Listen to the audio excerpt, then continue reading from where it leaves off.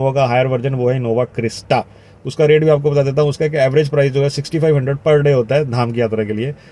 और ये सारी गाड़ियाँ 6 सीटर हैं। डैट मीन्स कि एर्टिगा भी 6 लोग बैठेंगे और क्रिस्टा में भी 6 लोग वाली होगा। पूरा देखना, बद्रीनाथ केदारनाथ की इन्फॉर्मेशन दूंगा। ऐसी इन्फॉर्मेशन आपको कहीं नहीं मिलेगी। बहुत ही कम वीडियोज़ ऐसे होंगे जिसमें गाड़ियों का कॉस्ट बताया। मैं आपको पूरा कॉस्ट बताऊंगा, कितने पैसे आपके लगते हैं अगर आप 2 धाम बद्रीनाथ या केदारनाथ जाते हो, या दोनों में से एक धाम भी करते हो तो कितने पैसे एवरेज आते हैं।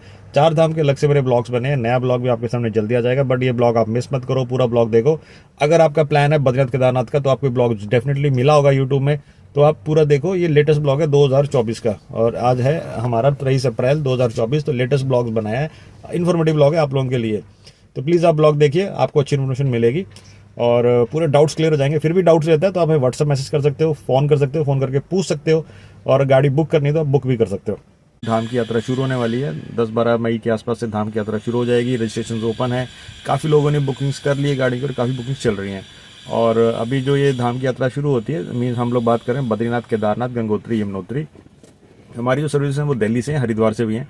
बट आज मैं आपको जो रेट्स बताऊंगा वो बताऊंगा हरिद्वार सॉरी दिल्ली से, कि दिल्ली एनसीआर से अगर आप लोग प्लान करते हैं कि आपको धाम की यात्रा में जाना है तो क्या क्या कॉस्टिंग रहती है, कैसे कैसे आप लोग उसको पूरा कर सकते हो, और क्या क्या आपको मीन्स क्या क्या ध्यान रखना और क्या क्या ध्यान वाली बातें, और क्या क्या गाड़ी की कॉस्ट रहती है।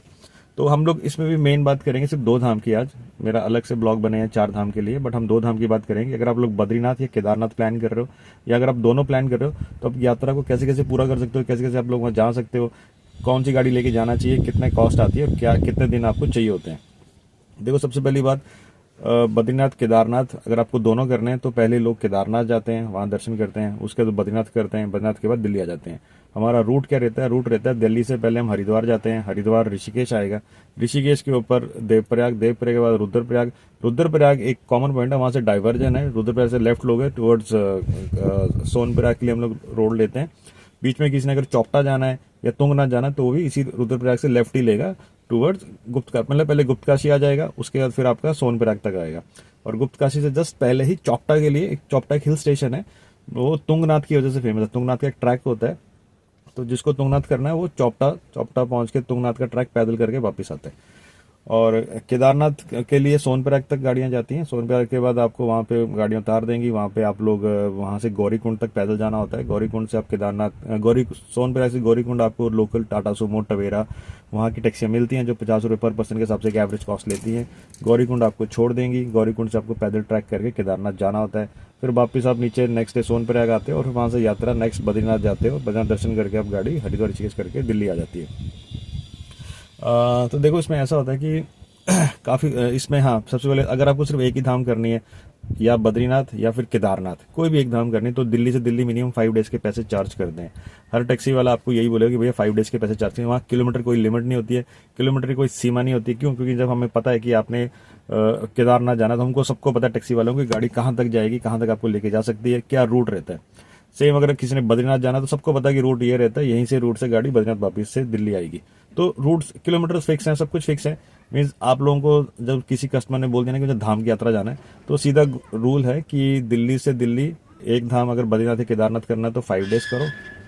अगर आपको 2 धाम करनी है कि हमको 2 धाम का पैकेज चाहिए, तो 2 धाम का मतलब है कि दिल्ली से दिल्ली 7 डेज़ के पैसे चार्ज करते हैं। अब आप चाहे यात्रा को आप लोग कहते हैं ना कि यात्रा आप चाहे 5-6 दिन में कर लो कंप्लीट, बट एवरेज जो कॉस्ट चार्ज करते हैं वो लोग 5 डेज़, मतलब हम लोग 2 धाम 7 डेज़, एक धाम 5 डेज़ का चार्ज करते हैं दिल्ली से दिल्ली। अब देखो, इसका जो लोग रूट भी बता देता हूँ। रूट क्या रहता है? रूट मैंने आपको बता दिया। दिल्ली से पहले हरिद्वार ऋषिकेश, किसी को हरिद्वार घूमना है तो हरिद्वार स्टे कर सकता है, वहाँ पे वो हर की पौड़ी और ये सब आसपास के कुछ मंदिर देख सकता है। सेम ऋषिकेश में भी वो घूम सकता है। उसके बाद गाड़ी ऊपर चलेगी तो देवप्रयाग आएगा। देवप्रयाग में 2 नदियों का संगम होता था, वहाँ पर जाके नीचे देख सकते हो कैसी नदियाँ ज्वाइंट हो रही हैं। मीन्स पानी का बहुत डिफरेंस है, लोग डुबकी भी मारते हैं वहाँ पे। देवप्रयाग, रुद्रप्रयाग। रुद्रप्रयाग अगर आपको लेफ्ट ले लिया टुवर्ड्स गुप्तकाशी, देन सोनप्रयाग आ जाएगा, और सोनप्रयाग में गाड़ी आपको छोड़ देगी। वहाँ पे सीतापुर एक जगह जिसकी पार्किंग बहुत फेमस है, तो लोग सीतापुर तक लास्ट चली जाती हैं हमारी गाड़ियाँ। फिर वहाँ से गौरीकुंड आपको लोकल टैक्सी में जाना था। गौरीकुंड वहाँ से 6-7 किलोमीटर के आसपास है। गौरीकुंड के बाद ट्रैकिंग शुरू होती है। और गौरीकुंड मैंने जो सुना है वो ये कि शाम को दोपहर को 2-2:30 बजे तक अगर आप पहुँच गए गौरीकुंड, तो आपको ऊपर पैदल जाने देंगे क्योंकि वहाँ एंट्रीज होती हैं। और अगर आप 2-2:30 मतलब शाम को पहुंचते तो फिर वो ऊपर नहीं जाने देते। तो इस बेटर है कि अगर आप लोग 2-2.5 बजे तक आपको लगता है कि हम गौरीकुंड पहुंच जाएंगे, तभी आप वहां जाओ और ऊपर की पैदल यात्रा कर सको। उसके बाद अगर बद्रीनाथ जाना है, तो अगर कोई डायरेक्ट दिल्ली से बद्रीनाथ जा रहा है तो उसका भी ये रूट है, हरिद्वार, दिल्ली से हरिद्वार ऋषिकेश, देन वहां से देवप्रयाग रुद्रप्रयाग, रुद्रप्रयाग सीधा राइट लेके गोपेश्वर होके जोशीमठ, जोशीमठ देन बद्रीनाथ। बद्रीनाथ के दर्शन, बद्रीनाथ में गाड़ी मंदिर तक जाती है, वहाँ ट्रैकिंग नहीं करनी होती। और जो बद्रीनाथ के बाद एक ऊपर माना करके विलेज आता है जो 7-8 किलोमीटर, जो लास्ट विलेज जिसको हम बोलते हैं, तो वो भी आपको देखना है तो एक्स्ट्रा 500-1000 रुपये देगा, वो भी देख सकते हो। और इसमें देखो ये तो रूट हो गया। अब लोग जनरली कहते हैं भाई ट्रैवल टाइम, देखो रात में यहाँ ट्रैवलिंग नहीं करते, रात को आप अवॉइड करो, रात को गाड़ियाँ ड्राइवर नहीं चलाते हैं। पूरा जो जर्नी है वो डे टाइम पे होती है। डे टाइम का मतलब है कि रात को मैक्सिमम 8-9 बजे तक गाड़ी ड्राइवर खींच सकता है, उसमें उसको कुछ नाइट चार्ज देना पड़ता है, बट वो खींच सकता है। बट रात को प्योर रात को की रात के 12-1-2 बजे ड्राइविंग नहीं होती है, सेफ नहीं है, मीन्स बहुत मोड़ हैं, घाट हैं, खाइयाँ हैं, पहाड़ हैं, तो इसलिए रिस्क लेता है। और रात को एक नेगेटिव क्या होता है कि दूसरी गाड़ियों की लाइटें आपके मुंह पे बजती हैं, तो रोडों का पता लगता नहीं है, तो रात को अवॉइड करना होता है। डे टाइम में पूरा ट्रिप शुरू होता है। डे में सुबह 5 बजे स्टार्ट कर लो, रात को मैक्सिमम 8-9 बजे तक आप उसको यूज़ कर सकते हो। बट मतलब नॉर्मल अगर एक अच्छा ट्रिप करना है तो आप लोगों को थकावट नहीं होनी चाहिए, तो उसके लिए वही कि सुबह आराम से स्टार्ट करो, मीन्स 7-8 बजे स्टार्ट करो और रात को 7-8 बजे तक आप उसको हॉल्ट कर दो। पूरा रोड हाईवे है, बद्रीनाथ केदारनाथ के रोड दिल्ली से पूरे हाईवे हैं। मीन्स गवर्नमेंट्स ने ऐसे रोड बनाए कि वो पहाड़ों पे भी हाईवे है, मीन्स एकदम स्मूथ रोड। हम लोग खुद गए हैं, पूरे मतलब हाईवे है। पहाड़ों में भी क्या है, प्लेन है। मीन्स जब हम ऋषिकेश से ऊपर चढ़ेंगे ना, देवप्रयाग ये सब रुद्रप्रयाग, तो चढ़ाई है, बट उसके बाद प्लेन भी चलता है। मीन्स मिक्स है, स्टार्टिंग में चढ़ाई आएगी, फिर ऊपर पहाड़ों में प्लेन है, फिर चढ़ाई, फिर प्लेन, और हाईवे बने हुए, डबल लेन के हाईवे हैं। कहीं कहीं जाके रोड सिंगल थोड़े बहुत हो जाते हैं, but roads are very good, बहुत अच्छे रोड हैं। कभी कभी ट्रैफिक जैम लगता है, वो ट्रैफिक जैम क्यों लगता है, कहीं पे रोड चौड़े हो रहे हैं, खुल रहे हैं, तो जैसे होता है ना कि लैंडस्लाइड हो गया, पत्थर आगे नीचे फंसा है, तो वो पत्थर आगे ऐसी जगह फंसा कि वहां से एट अ टाइम एक गाड़ी निकल सकती है। तो क्या होता है कि कभी उस साइड लंबी लाइन लग जाती है, इधर लंबी लाइन निकल जाती है, तो फिर गाड़ियाँ कहीं करके निकलती हैं, तो वो वाले जाम कहीं कहीं लग जाते हैं पूरे ट्रिप में। और वैसे रोड बहुत अच्छे हैं। दूसरा, अब लोग पूछते हैं कॉस्टिंग कि भैया कॉस्टिंग क्या आएगी। तो कॉस्टिंग के लिए देखो ऐसा होता है कि बाहर का बहुत शोर आ रहा है। देखो कॉस्टिंग कैसा है कि अगर आप लोग 2, 3 या 4 लोग तक हो तो आप एक डिजायर जैसी सेडान गाड़ी लेके जा सकते हो। उसका जो एवरेज प्राइस जो आता है वो आता है 35 to 3800 रुपीज़ पर डे के हिसाब से। अब आप मेरी बातों को पकड़ मत लेना कि भैया मई जून में 3500 पर डे दे दो। 37 to 38 मतलब 35 से स्टार्ट होता है, 3800 पर डे के हिसाब से आता है पर डे। अब आपका 5 डेज का प्लान है, सपोज हमने आपको 3800 दिया, 3800 इंटू 5 डेज कर लो, वो आपकी गाड़ी की कॉस्ट आ गई डिजायर गाड़ी की। इसमें सब कुछ इंक्लूड है, टैक्स, टोल, ड्राइवर, रहना, खाना पीना सब बीच में होता है। सिर्फ पार्किंग एक्स्ट्रा देनी होती है। पार्किंग कहाँ लगती है, मान लो आपको दिल्ली से पिकअप हुआ एयरपोर्ट से, तो वहाँ की पार्किंग लगी 150-200 रुपये। हरिद्वार में रुकी गाड़ी, वहाँ पे खड़ी पार्किंग लग गई। ऊपर सोनप्रयाग या सीतापुर की पार्किंग में गाड़ी खड़ी तो 150-200 रुपये पर डे के हिसाब से पार्किंग होती है, वो एक्स्ट्रा लगी। वहाँ से अगर आप बद्रीनाथ जाते हो तो बद्रीनाथ की पार्किंग आपकी एक्स्ट्रा लगी। तो ओवरऑल कहने का मतलब ये है कि छोटी मोटी जो पार्किंग है वो आपको एक्स्ट्रा पे करनी होती हैं। और इसके अलावा ऐसा है कि अगर आपका 7 डेज का बद्रीनाथ केदारनाथ तो वही 3800 पर डे इंटू 7 डेज कर लो। अगर कुछ कस्टमर ऐसे भी होते हैं कि भैया मैं तो बहुत फास्ट जाऊंगा, मैं तो हेलीकॉप्टर की तरह जाऊंगा, वैसे करूंगा, ये करूंगा, बट वो 7 डेज के लेते हैं। अगर आप लोग 6 दिन में भी वापस आ जाते हैं तो स्टार्टिंग में आप नेगोशिएशन कर सकते हो कि अगर हम 6 डे में वापस आ गए तो क्या हमको बेनिफिट मिल सकता है। उस केस में बड़ा ही होता है तो 500-1000 रुपये तक लेस करते हैं, बट वो पहले से फिक्स होता है कि ये कस्टमर 6 दिन में आ जाएगा।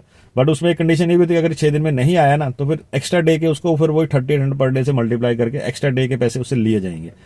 अब अगर आपको बड़ी गाड़ी चाहिए, बड़ी मीन्स आप जैसे बस 5-6 लोग हैं, तो मारुति की अर्टिगा जो स्टार्टिंग एंट्री लेवल में आती है वो सस्ती पड़ती है, वो आप लेके जा सकते हो। मारुति अर्टिगा का जो कॉस्ट है वो 4500 से 4800 पर डे चलता है। मीन्स हमारा अपना कॉस्ट बता रहा हूँ, कुछ आपसे टैक्सी वाले 5000, 5,500 भी मांगते होंगे, बट हमारा 45 से 4800 पर डे चलता है। अब देखो रेट कब, अब मई जून में जो रेट है ना वो हाईएस्ट 48 तक रहता है हाईएस्ट। कभी कभी इमरजेंसी रेट भी बता देता हूँ कि काफी लोग ऐसे होते हैं कि अभी फोन करते हैं भैया कल जाना है या परसों जाना है और गाड़ी स्टॉक में अवेलेबल नहीं है, तो यही अर्टिगा 5000 पर डे के हिसाब से पड़ती है। इसलिए अगर आप एडवांस में बुकिंग कर रहे हो, एडवांस मीन्स कि आपने 10 दिन पहले बता दिया, 15 दिन पहले बता दिया, तो आपको गाड़ी 45 to 4800 पर डे पे मिल सकती है। बट अगर इमरजेंसी बुकिंग है कि आपको कल ही गाड़ी चाहिए, आप समझ रहे हो कि आप अभी और कल गाड़ी चाहिए, तो फिर वो रेट 5000 के आसपास का आपको लगता है अर्टिगा का। सेम वही है कि एक धाम करनी है तो 5 डेज, 2 धाम करनी है तो 7 डेज के पैसे आपसे मिनिमम चार्ज करते हैं। दूसरा पार्किंग एक्स्ट्रा होती है। और गाड़ियां देखो पहाड़ों में नॉन एसी चलती हैं, नॉन एसी का मतलब जब हम ऊपर चढ़ाइयाँ चढ़, बीच में गर्मी भी लगती है, नो डाउट। मई जून में ऊपर भी गर्मी है पहाड़ों में, गाड़ी के अंदर बैठा मुझे पसीना पड़ रहा है, बट गर्मी है पहाड़ों में भी।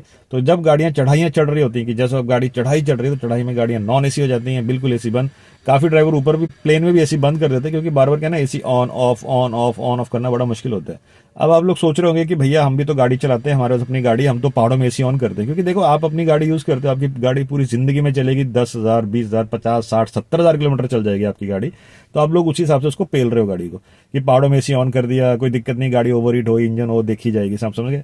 हमारी टैक्सी लाइन में क्या होता है, गाड़ियों को वेल मेंटेन रखना पड़ता है। ये गाड़ियों की लाइफ होती है 10 साल 12 साल तक चलती हैं, किलोमीटर्स बहुत चलती हैं गाड़ियां, मीन्स इनका प्रॉपर हम ध्यान रखना होता है। तो इसलिए पहाड़ों में एसी बंद कर देते हैं गाड़ियों के ताकि इंजन ओवर हीट ना हो, इंजन पे ज्यादा लोड ना पड़े, इंजन पे ज्यादा स्ट्रेस ना पड़े। उसके लिए पहाड़ों में एसी का बटन हम बंद कर देते हैं। आप फैन ऑन करो, ब्लोअर ऑन करो, वो कर सकते हो, खिड़कियां खोलो, चलता है। बट एनीवेज, तो यही सब है। और देखो, काफी लोग हमें ये भी बोलते हैं कि भैया मैं दिल्ली से रात को बैठूंगा, जैसे रात को 10 बजे स्टार्ट किया तो मैं केदारनाथ पहुंच जाऊंगा डायरेक्ट, या सोनप्रयाग पहुंच जाऊंगा, या बद्रीनाथ पहुंच जाऊंगा। देखो, बहुत मुश्किल होता है। उस केस में हम क्या करते हैं, ड्राइवर्स को बोलते हैं कि भैया ठीक है, रात को यहाँ से चल रहे हो, सुबह तुम 4 5 6 बजे तक ऋषिकेश पहुंचोगे, जहां तक तुम्हारी हिम्मत है गाड़ी को ऊपर तक खींच के ले जाओ। जहां लगता है ड्राइवर को अब मैं थक चुका हूं, मेरे बस की बाहर है, अब मैं नहीं चला सकता, तो फिर आपको वहीं रास्ते में कहीं होटल लेके रुकना पड़ता है। इसलिए हम लोग मतलब ड्राइवर को ज्यादा स्ट्रेस नहीं देते, क्योंकि पता लगा ना मेंटली स्ट्रेस, क्योंकि रोड वैसे वो मोड़ ज्यादा है दुनिया भर की, तो स्ट्रेस नहीं देना चाहिए। इसलिए हम आराम से उनको भेजते हैं। एंड वन मोर थिंग कि काफी लोग ये भी पूछते हैं कि भैया होटल्स का क्या करें। देखो, पहले से बुक मत करो। अगर बुक करना तो सिर्फ केदारनाथ के जो उधर मेन स्पॉट में बुक करना, वहां बुक कर लो, या और कहीं जरूरत नहीं करने की। क्योंकि अगर हरिद्वार करना तो वहां बुक कर लो, बाकी जगह ऑन द वे, क्योंकि पता नहीं होता गाड़ी किस दिन कहाँ पहुंचेगी, बीच में कभी कोई लैंडस्लाइड ना हो जाए, रोड ना बंद हो जाए, ट्रैफिक जैम ना हो जाए, आपको टाइम ना लग जाए पहुंचते पहुंचते, लेट ना हो जाओ। तो इसलिए हम सबको एडवाइस करते हैं कि होटल आप ऑन द वे बुक करो। दुनिया भर के होटल हैं, दुनिया भर के होटल आपको इसलिए मिल जाते हैं, कोई दिक्कत नहीं आती, कोई परेशानी नहीं आती। सब जगह होम स्टेज खुले हुए हैं। इनफैक्ट ऐसे जब शाम के 4 5 6 बजते हैं ना, तो होटल वालों को पता कि जो लोग जा रहे हैं, तो उनको हाथ इशारे करके रोड से बुला, आ जाओ भैया होटल देख लो देख लो। तो आप डायरेक्ट देखो, 1000 1200 1500 में अच्छे होटल आपको मिल जाते हैं, खाना भी वहाँ पे अच्छा खासा मिल जाता है। तो पहले बुक करने की जरूरत नहीं होती, कोई ऐसा सच कोई आपको प्रॉब्लम नहीं आती। और बस यही सब है। और मुझे लगता है मैंने काफ़ी आपके डाउट्स क्लियर किए होंगे बद्रीनाथ केदारनाथ के केस में। बट अगर आप फिर भी आपको लगता है कि टैक्सी सर्विस बुक करनी है, तो आप हमें कॉल कर सकते हो, हमें कॉन्टैक्ट कर सकते हो। और देखो, गाड़ी बुक करने का प्रोसेस बता दूं, इसमें क्या होता है कि हाँ, कुछ उत्तराखंड की रजिस्ट्रेशन होती हैं, आप रजिस्ट्रेशन डायरेक्ट उनकी वेबसाइट से फ्री ऑफ कॉस्ट कर सकते हो। आपको अपना नाम डालना है, रूट डालना है, और कहाँ कहाँ जाना है, किस डेट को, वो डालना होता है। गाड़ी का जो रजिस्ट्रेशन है वो हमारी रिस्पॉन्सिबिलिटी होती है, ड्राइवर का जो ग्रीन कार्ड है वो ड्राइवर की रिस्पॉन्सिबिलिटी होती है। एंड इसमें ऐसा है कि आप लोग प्लान करो, और अगर लगता है आपको गाड़ी बुक करनी है, तो बुकिंग के लिए आप हमें नंबर्स दिए स्क्रीन पे, कॉन्टैक्ट कर सकते हो, आपको गाड़ी मिल जाती है। बुकिंग के लिए वही आपका आईडी प्रूफ चाहिए, दिल्ली का पिकअप एड्रेस चाहिए होता है। एंड फाइनल बुकिंग करने के लिए एटलीस्ट 5,000 एडवांस हम आपको करना पड़ता है। अगर छोटी गाड़ी लेके जा रहे हो डिजायर जैसी, और 2 धाम है, तो उसका वही 3,500-4,000 एडवांस है। और अगर आप बड़ी एर्टिगा ले रहे हो तो मिनिमम 5,000 उसका एडवांस करना ही पड़ता है बुकिंग के लिए, ताकि हमको श्योरिटी हो जाए कि आपने जाना है। क्योंकि वहाँ हर गाड़ी नहीं जा सकती, हर ड्राइवर नहीं जा सकता, और हमको ढंग से मीन्स गाड़ी ड्राइवर तैयार करना पड़ता है, इसलिए वही वहाँ पे जा सकता है। तो आप लोग हमसे बुक करो गाड़ी, जब आपको लगता है कि आप लोग बुक करना चाहते हो बुक कर सकते हो। और हम देखो सबको एडवाइस करेंगे, पहले से एडवांस में बुकिंग करो। एडवांस में बुकिंग में क्या होता है कि गाड़ी ड्राइवर दोनों अच्छे मिलते हैं, पहले से तैयार होता है। बट इमरजेंसी मत करो कि आप सोचो कि मैं दिल्ली आ जाऊंगा, वहाँ पहुँच के टैक्सी बुक करूंगा, यहाँ पहुँच के ना बड़ी घटिया गाड़ी मिलेगी, कोई ढंग का कुछ चीज़ मिलता नहीं है, और पैसे आपसे वो पूरे ले लेंगे टैक्सी वाले। तो आप मेरे से लो, किससे भी लो, बट टैक्सी पहले से बुक करो, तभी आपको बेनिफिट है, तभी आपको फ़ायदा है। उम्मीद करता हूँ आपको मैंने काफ़ी डाउट्स क्लियर कर दिए होंगे। मेरे अब नेक्स्ट मंथ तक काफ़ी बद्रीनाथ केदारनाथ के बारे में शॉर्ट्स और ये सब चलते रहेंगे, तो आप लोग देखते रहो और चैनल को लाइक करो, सब्सक्राइब करो, ताकि हम आपको अच्छी सर्विस, अच्छी गाड़ियाँ दे सकें।